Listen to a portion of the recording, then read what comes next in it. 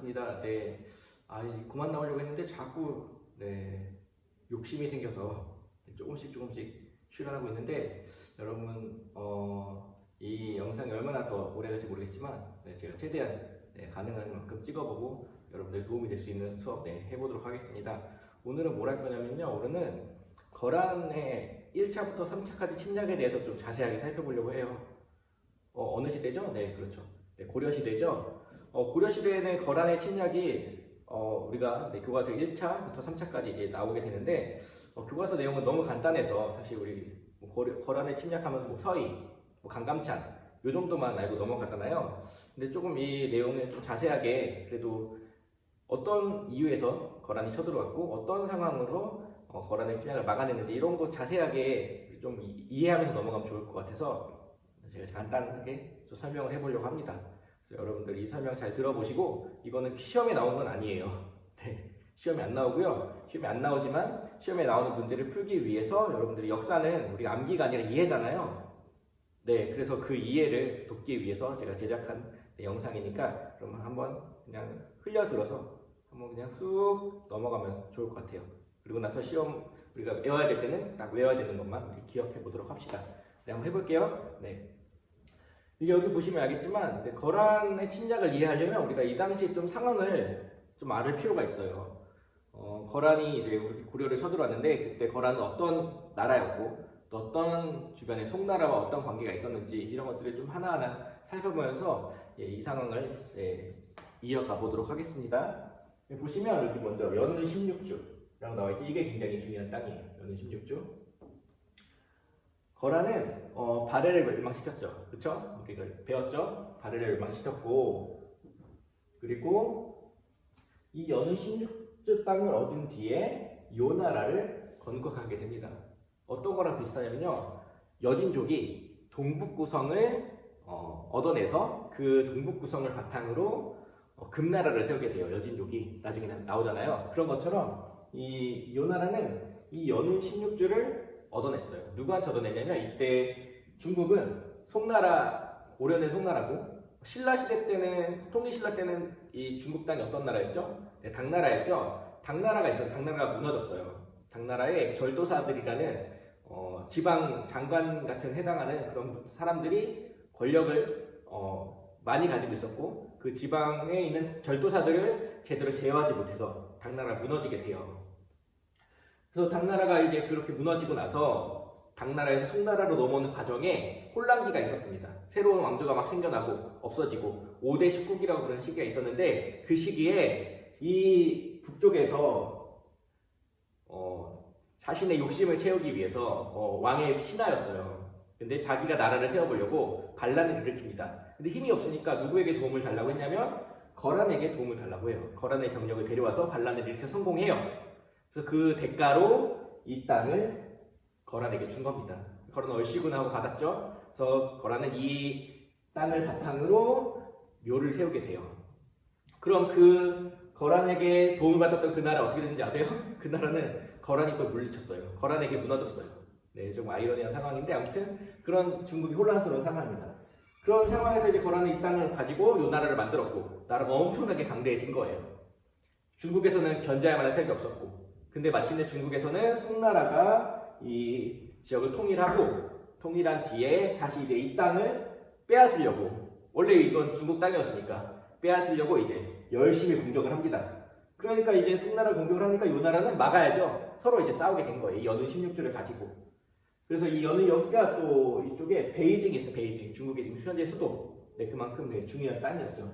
이 쪽에 이제 만리장성이 있었고요. 만리장성 밑에 쪽을 이 나라가 차지한 거예요. 그러니까 만리장성 바깥으로 몰아내야 되는데 이민족들을 송나라는 얼마나 골치가 아팠겠어요. 서로 계속 싸운 거예요. 그때 이제 고려가 송나라와 친하게 지냈기 때문에 송나라, 요나라의 싸움에서 고려는 누구 편? 송나라 편이었던 거예요. 그러니까 이제 거란은 고려가 눈의 가시 같은 존재였겠죠. 이런 상황이었고 아까 말했던 송나라는 이 5대 19개 분열기를 끝내고 송나라가 이제 세워져서 태우를 통일했고 열심히 여기를 되찾기 위해서 공격을 합니다. 근데 송나라 혼자 힘으로는 좀 역부족이었어요. 송나라는 당나라가 그 절도사들이라고 하는 그런 군사력을 가진 집단들에 의해서 멸망했기 때문에 이 송나라는 군사력을 가진 그런 무신들을 조금 인정하지 않고 문벌 귀족들, 문신들 위주로 나라를 운영해 갔어요. 문치주의라고 하거든요. 송나라의 문치주의. 어떻게 보면 그거를 약간 고려랑 비슷하게 또 가는 부분이 있어요. 송나라는 어쨌든 거란의 연은 16주 찾아와야 되는데 생각만큼 잘 안 됩니다. 이런 상황에서 고려는 어떻게 했느냐? 이제 918년에 세워졌죠. 거란이랑 거의 비슷하게 세워졌어요. 세워졌는데 이제 고려가 세워지고 나서 이제 나라 왕건이 호족들을 안정화시키고 우리 배웠잖아요. 왕건의 정책, 광종의 정책 배웠죠. 그러면서 이제 성종 때 이제 지방제도와 중앙제도가 정비가 됐죠. 그래서 이때가 성종이 즉위하던 시대였어요. 그리고 거란이랑 사이가 안 좋았잖아요. 왜냐하면 발해를 멸망시킨 나라가 거란이니까. 그래서 어떤 일이 있었냐면 만복의 사건이라고 거란에서 사신을 보냈어요. 이제 거란도 나라가 생긴 지 얼마 안 됐고 이제 고려도 얼마 안 됐으니까 이제 거란이 이제 우리 친하게 지내보자 하면서 사실 낙타를 50필인가를 보냈는데 그 낙타를 전부 다 굶겨 죽였어요. 네, 태조 왕건이 그랬던 일도 있고 이제 고려에서 거란을 맴매하기 위해서 저 발해가 잃은 땅, 고구려가 잃은 땅을 되찾자. 그래서 광종 때 또 이제 군대를 만들기도 합니다. 여러 가지 이런 일들이 있었는데 어쨌든 거란이랑 사이가 좋을 수가 없죠. 근데 송나라는 교류를 했어요. 우리가 신라와 당나라가 교류했던 것처럼 우리 항상 중국으로부터 많은 문화들을 받아들이게 되죠. 그래서 이 당시가 이제 송과 유가 싸우고 있고 고려는 그 사이에서 송나라 편을 들고 있는 상황이 이 거란의 1차부터 3차 침략까지 있었던 시기의 상황입니다. 이런 상황에서 거란이 이제 안 되겠다. 송나라의 공격을 제대로 맞서기 위해서는 우리가 송나라의 한방 원투펀치 크게 펀치를 날려야겠다. 그 전에 혹시라도 모를 위협을 줄이기 위해서 혹시 대비하기 위해서 고려를 먼저 침략을 합니다. 그래서 이제 이렇게 된 거죠. 전면전을 벌이기 전에 고려와 송의 관계를 끊으려고 했고, 근데 어떻게 생각했냐면 이제 거란이 중국에게 고려가 했던 것처럼 그동안 당나라에게 했던 것처럼 이 거란에게도 그렇게 해주길 원했던 거예요. 거란이요. 우리 고려한테. 그래서 그렇게만 하면 고려를 건드리지 않겠다. 이렇게 한 거죠. 그래서 그런 씨알 나먹기 고려는 전혀 그럴 생각이 없었으니까 그래서 소순영이라는 장군이 80만 대군을 이끌고 고려를 쳐들어옵니다. 그래서 근데 고려에서는 거란이 너무 세게 80만 대군이나 내려오니까 우리 전쟁에서 지면은 나라 멸망하니까 거란이 요구하는 만큼만 우리 나라 조금만 떼어주고 땅 주고 우리 그냥 항복하고 거란이 요구한 대로 하자. 그러면 그래서 나라를 지킬 수 있다면 그게 더 현명하지 않겠느냐. 전쟁하기도 전에. 그런 거예요. 근데 이제 서인은 아니다. 한번 싸워봐야지. 적의 의중이 뭔지 파악하지 못했잖아. 우리 싸워봐야지. 좀만 기다려보자 하면서 계속 이제 실랑이를 벌이고 있을 때 거란이 먼저 화해를 청한 거예요. 우리 너희 협박을 한 거죠. 이 땅 이렇게 주면 우리가 너희랑 싸우자고 돌아갈게. 너희는 대신 송나라 우리가 공격할 때 건들지 마, 끼지 마, 끼리끼 빠빠해. 이렇게 한 거예요. 근데 그렇게 해서 이제 우리나라 개성에서는 계속 이제 고민을 하고 있고 그런 상황에서 거란이 이제 한번 겁을 주려고 전투를 벌였어요. 그런데 고려가 승리를 합니다. 이때 아마 승리했던 장군이 그 대조영의 후손일 거예요. 발해의 후손. 대씨였던 것 같은데. 아무튼 그래서 그 장군이 승리를 거둬서 이제 고려가 할만하네 약간 생각할 타이밍에 이제 소순영은 계속 얘기합니다. 우리가 지금 한번 겁준 거지 진짜 싸운 거 아니야. 우리 진짜 나가면 너희 다 끝나. 우리 지금 엄청 요만큼만 나간 거야. 우리 엄청 힘센 거 봤지? 뭐 이러면서 계속 협박을 하고 고려에서는 우리 좀만 땅 떼어주고 우리 그만 이제 물러가라 합시다. 이러고 있는 상황에서 이제 서희가 이제 나갑니다. 이 강동 육수 땅을 서희가 얻어내잖아요. 여기서 이제 난리가 난 거예요. 그래서 갑니다. 그래서 이제 서희가 먼저 소순영의 진영으로 찾아가죠. 찾아갔더니 소순영이 이제 겁을 주려고 나에게 절을 해라. 뭐 이렇게 얘기를 해요. 서희는 또 그래요. 절은 신하가 왕에게 하는 거지. 넌 신하고 나도 신하인데 무슨 내가 너에게 절을 하냐? 그리고 서희가 쌩 가요. 그리고 안 만나줍니다. 찾아가지 않아요. 그러니까 소순영이 이제 조금 이제 뭐랄까 다급했던 것 같아요. 빨리 여기 마무리하고 사실 이 병력을 고스란히 어디다 투입해야 돼요? 네, 거기 연운 16주에 투입해야 되는데 지금 고려가 버티고 있으니까 지금 답답한 거죠. 그래서 먼저 찾아가요. 일단 여기 서희가 이제 약간 기싸움에서 이긴 것 같죠? 그래서 이제 소순영이 또 얘기를 해요. 찾아가서 너희는 신라에서 시작된 나라고, 그쵸? 후삼국 시대를 얘기한 것 같아요. 신라에 시작된 나라고 고구려 땅은 우리나라에 지금 현재 소속돼 있다. 그러니까 너희가 이 우리 땅을 차지하려고 하는 거 아니다. 우리 평양까지도 다 우리 땅이었다. 이렇게 주장을 하는 거예요. 아니다. 평양이 왜 너희 땅이냐? 우리는 고구려의 후예다. 나라의 고려잖아. 그리고 우리 수도는 평양이다. 뭐 이렇게. 네, 수도 평양 아니 개경인데 수도가. 네, 이렇게 하면서 속였어요. 오히려 너희가 우리 땅을 뺏은 거다. 그 거란이 가지고 있는 만주벌판 원래 고려 땅인데 우리가 그거 차지해야 돼. 우리 건데 고구려 후손이니까 너희가 지금 뺏은 거다. 오히려 이렇게 말을 합니다. 그랬더니 약간 소순영이 옴찔했겠죠? 그랬더니 이제 소순영이 계속해서 너희가 그 평양 지역 땅을 바치고 우리가 국교를 회복한 다음에 우리랑 친하게 지내면 우리는 그냥 돌아갈 거야. 우리가 원하는 건 그거야. 그냥 돌아갈 거야. 이 얘기를 하니까 이제 싹 한 발 물러났죠. 이제 소순영이 뭐 겁을 주다가.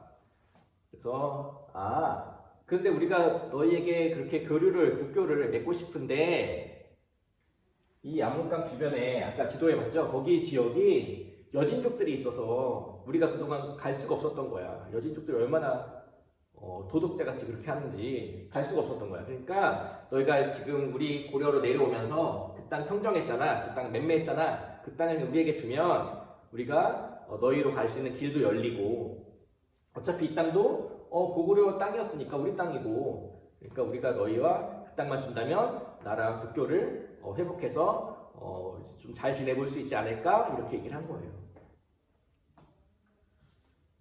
그래서 이제 이 말을 듣고 소순영이 오케이 그럼 너희가 이 땅만 우리가 뺏어다 주면 우리랑 친하게 지낸다는 얘기지 하고 돌아간 거예요. 그래서 우리는 그래도 거란에 이렇게 약속을 했으니까 일시적으로 이제 사대예를 갖춰요. 너희 이제 송나라와의 싸움에 개입하지 않고 우리가 이렇게 할게 강동유지를 얻었죠. 대신에 이제 거란은 그래서 어떻게 했냐면 우리가 이건 안 배웠잖아요. 안 배운 건데 고려의 이제 배후 침략 걱정이 사라졌어요. 그러니까 이제 마음 놓고 송나라를 공격한 거예요. 그랬더니 이제 송나라가 항복을 합니다. 거의 송나라의 수도가 함락될 위기에 처했어요. 그때 송나라가 이제 항복하는 의미에서 이렇게 전연의 맹이라는 걸 맺어서 송나라가 거란에게 막대한 양의 공물을 세패라고 하는데 바치게 됩니다. 그러면서 이제 송나라는 완전 거란에게 싸우는데 진 거예요. 네, 그래서 이 거란 1차 침략은 거란 입장에서도 성공적이었고 제가 봤을 때는 그리고 저희 입장에서도 강동유지를 얻어냈기 때문에 성공적이었고 서로 이제 성공적인 그런 전략. 송나라도 고려랑 사이가 나빠지진 않았던 것 같아요. 계속해서 송나라 고려는 교류를 합니다.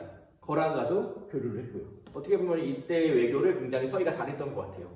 그래서 이제 서희의 외교 담판 우리가 굉장히 많이 배우게 되죠. 중요한 내용이니까. 그래서 이제 거란의 1차 침략이 이렇게 끝나게 됐고 근데 이제 좀 시간이 지나서 이제 거란의 2차 침략이 되는데 이때 이제 좀 복잡한 상황이 또 벌어져요. 성종이 여기 있잖아. 성종. 아까 배웠던 성종이죠. 성종이 죽은 후에 성종의 후사가 없었어요. 그래서 이제 목종이 이제 왕이 이어가거든요. 근데 목종이 왕이 이어가는데 목종이 나이가 어렸어요.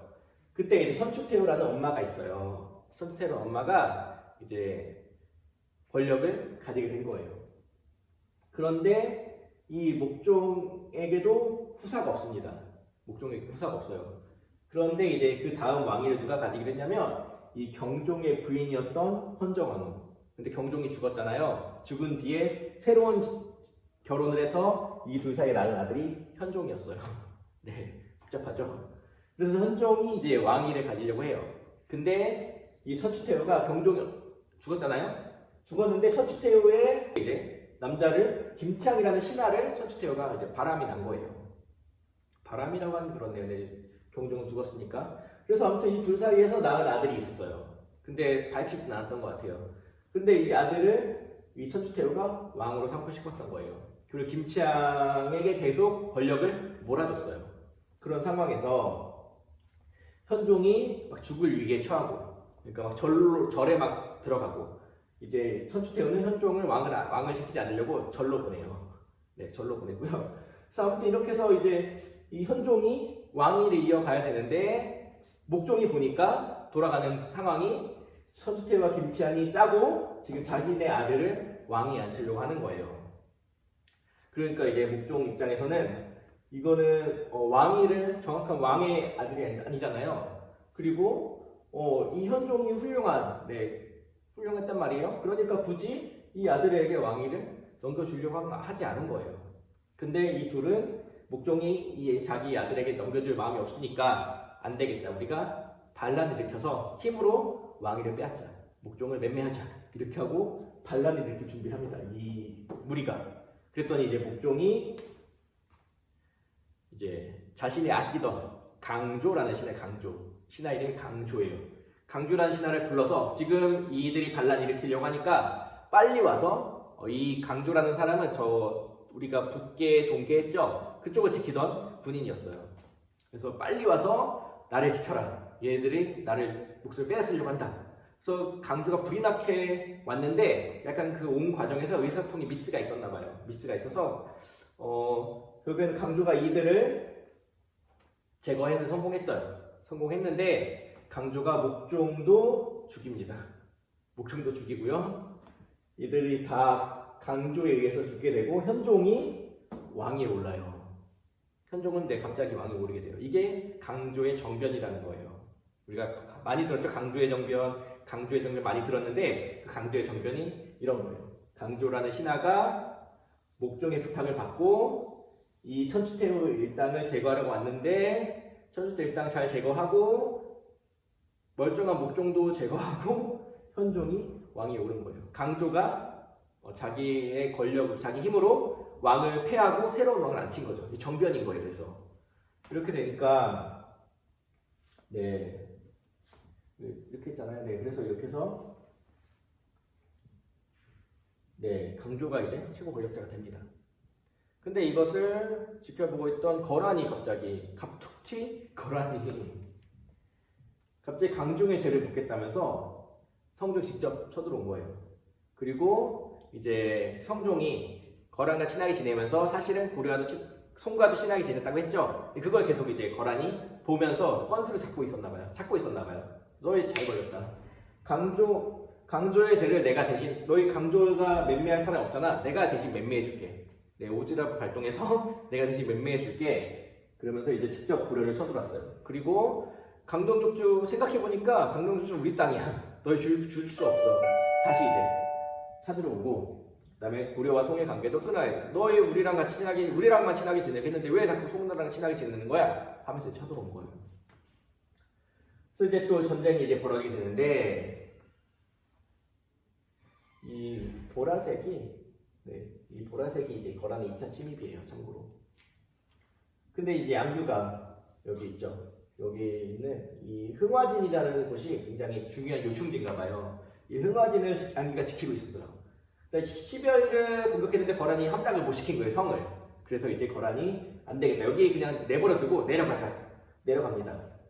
근데 이제 강조가 군대를 끌고 온 거예요. 그래서 강조가 처음엔 이겼어요. 강조가 이제 조금 이제 만만했나 봐요. 그래서 이제 방심을 해, 바둑을 두고 있었다 그랬나? 술을 마시고 있었다 그랬나? 그 진영 안에 전쟁이 벌어지고 있는 와중에.